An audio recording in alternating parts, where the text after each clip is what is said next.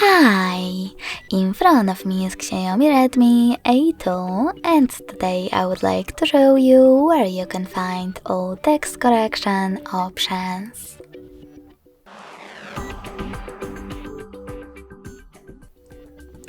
Begin by going into Devices Settings and scrolling all the way down to Access System. Following that, tap on Languages and Input, On-Screen Keyboard, and Gboard.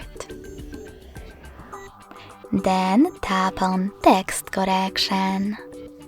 As you can see, all typing features are available over here. To manage them, tap on the switches next to the chosen ones.